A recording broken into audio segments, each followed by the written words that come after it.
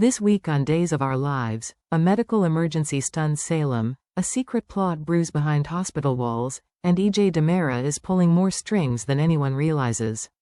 From a terrifying collapse at Town Square to a high-stakes pharmaceutical heist, things are about to spiral fast.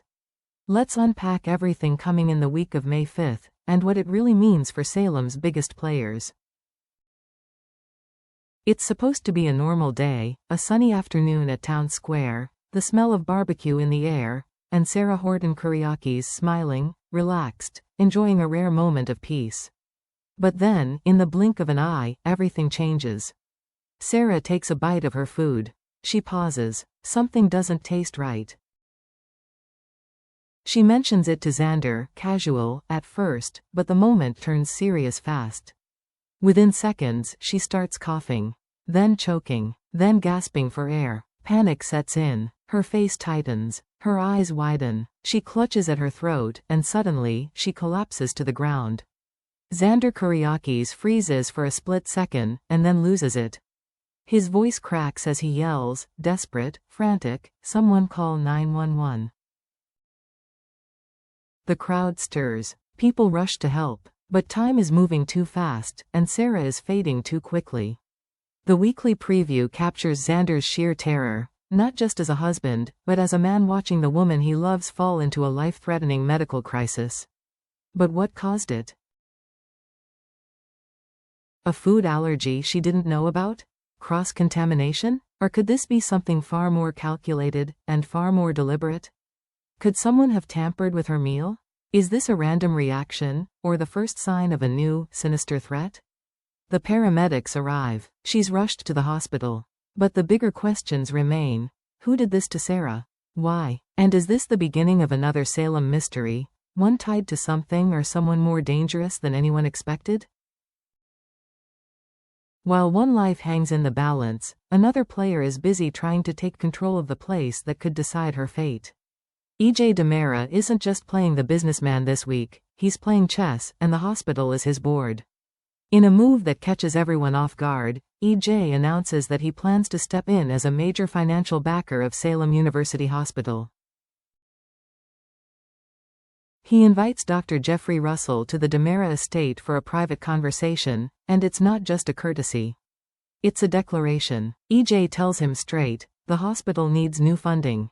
And he's ready to provide it. When Dr. Russell presses for details, EJ hits him with a cold, confident line. You're looking at the new benefactor. It sounds generous, noble, even, but anyone who knows EJ knows better. This isn't philanthropy. This is power. But what's the endgame? It all ties back to a new, experimental drug, Versavix, a potential breakthrough treatment for sepsis. The same drug that could be the key to saving Bo Brady's life. Versavix is still in development, still under tight control in a lab. But EJ sees the opportunity, not just to be the hero, but to be the owner of the miracle.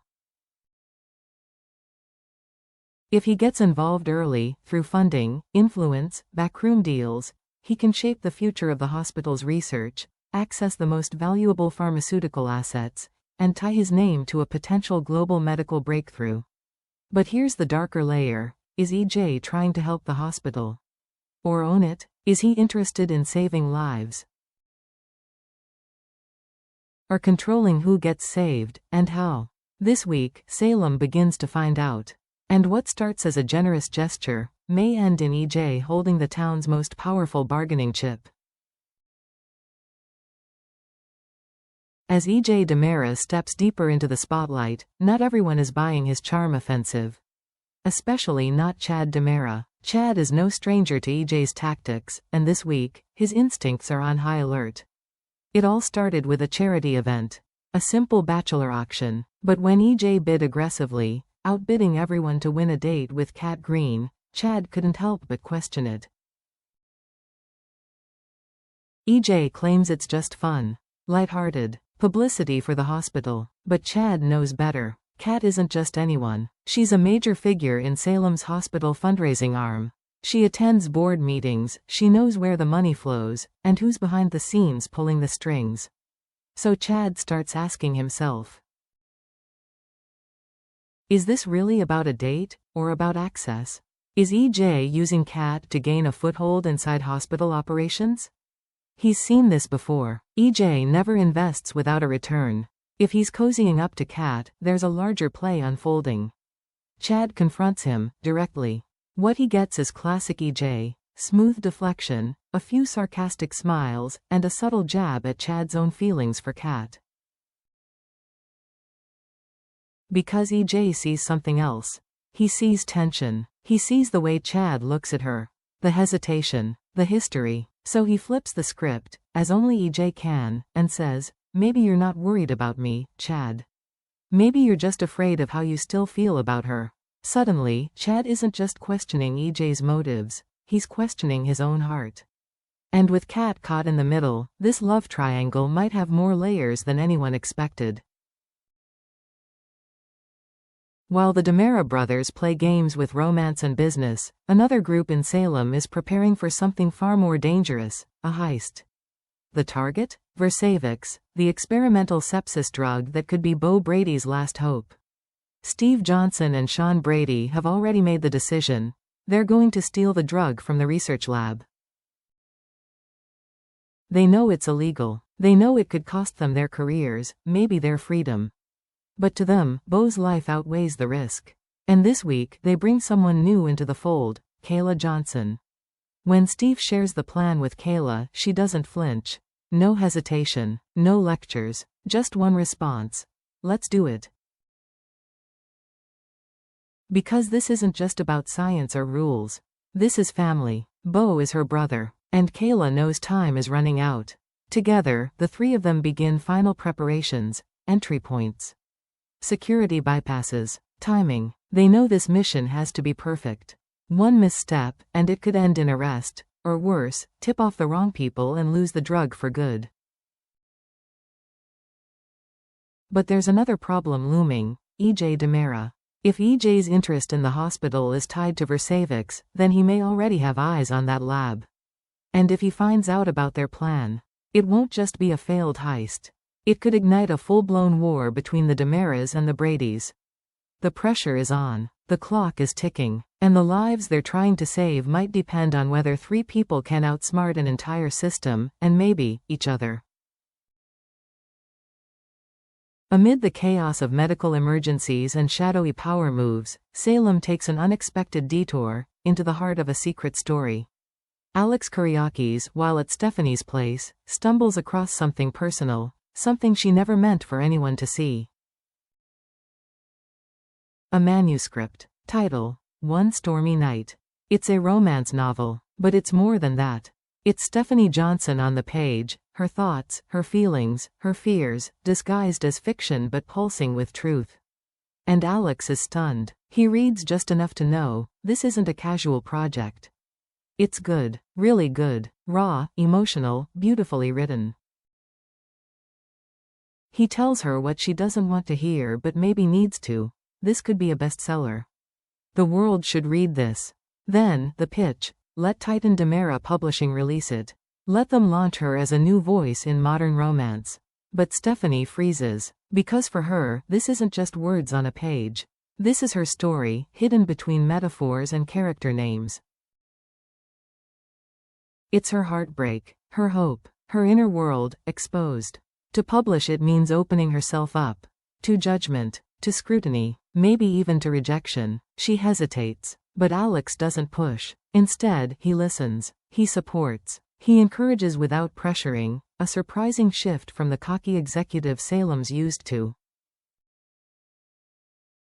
In that moment, something changes between them. There's vulnerability, mutual respect, and the faintest flicker of something else. Something softer than business, deeper than friendship. As they navigate the next steps, the question lingers. Is this just about a book, or the start of a new chapter neither of them saw coming? Now let's step back, because when you connect the dots, it becomes clear. This week in Salem isn't just about isolated events. It's a web, a network of tension, and it's tightening. Let's break it down. Sarah's collapse may have looked like an allergic reaction, but what if it wasn't? What if someone targeted her? What if there's more going on than anyone realizes?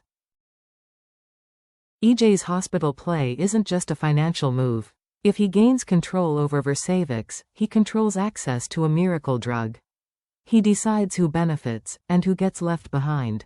Chad, pulled between suspicion and emotion, is unraveling. If he can't see clearly, he might miss what EJ is really up to, or worse, walk straight into one of his traps. Steve, Sean, and Kayla's plan? It's noble, brave, but incredibly risky. One misstep, and they're not just criminals, they're prisoners.